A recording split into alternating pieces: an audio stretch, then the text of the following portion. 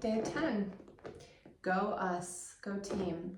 So today I want to talk about dissociation and how dissociation is a way that we hide from ourselves. I also want to make a point that dissociation is a way that our brain protects us and that we shouldn't just shun it as something bad. So I remember when I was in grad school, a couple things happened. One, I was in a class and we were talking about dissociation, and the teacher said something like, oh, have you ever driven and you've gotten from point A to B and you don't remember going from A to B, you just arrived, and like, oh, that's like that's when you're dissociating, you're checking out. And I'm like, wait, that's not just what everyone does all the time? Like, I was spending a lot of time in a dissociated place without necessarily knowing it, like thinking that was normal. I then, in a group supervision, this is my first year of grad school, we were, I don't know, talking about something, I don't remember what it was. It's probably something to do with trauma, let's be honest. And when I was on my one-on-one with my clinical supervisor, she said something to me like, I notice that you dissociate when we talk about hard things sometimes. And this woman was, let me tell you, amazing, wise, Dr. Liley, love her. She just saw it. She saw me go somewhere else. And I would guess that most people wouldn't have noticed that, but she had a very keen eye, right? That's what she did. And I felt extremely exposed because I was just starting to deal with my own trauma at that time. And I had this feeling of like, oh my God, everyone can see that I'm dissociating. Everyone can see, again, embarrassment, here we go again. But I have come to realize and to work through dissociation is a way that we check out and we're not present and we go somewhere else.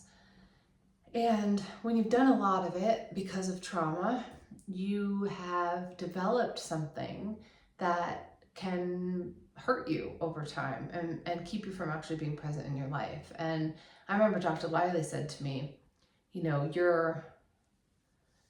you were raised by someone who was checked out via alcohol, my mother, and you dissociating, you will do the same thing to your children if you just check out like that all the time. It's just a different way to check out. At the time, you know, I was, I don't know, maybe 27. I wasn't close to having kids yet. But I had this fear in my head that I was going to repeat things I didn't want to repeat. I had that fear forever. And, you know, it was like a smack across my face of and not in a like bad way, but I need to heal this and solve this. Part of dissociation is that when you're experiencing a trauma at the time, your brain goes somewhere else and you're able to actually separate from the experience so that you can tolerate it and survive. Our bodies naturally know when to go into fight, flight, or freeze. And I've heard from a lot of people that I've worked with, there can be some feelings of shame around, I froze, I just froze up, I didn't say anything, I didn't, you know, I wish I had fought, I wish I had run, whatever, like this hindsight version of what you should have done.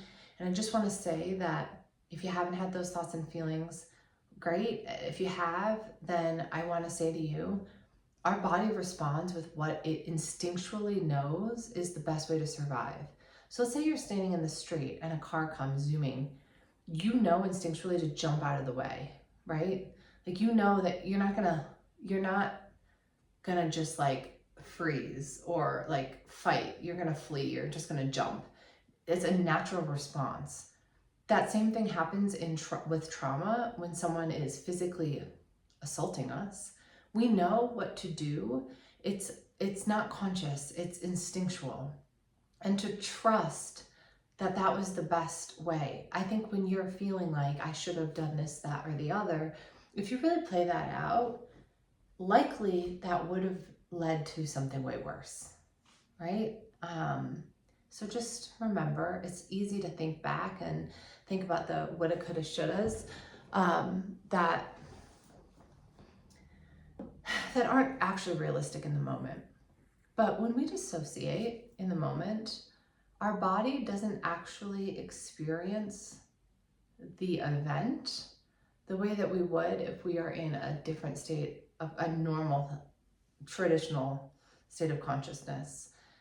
All the feelings and the emotions, the natural feelings and emotions of what happens in that moment, which would be, let's name a few, maybe rage, terror, horror, humiliation, disgust, panic, all of that almost gets just shoved, stored, set aside.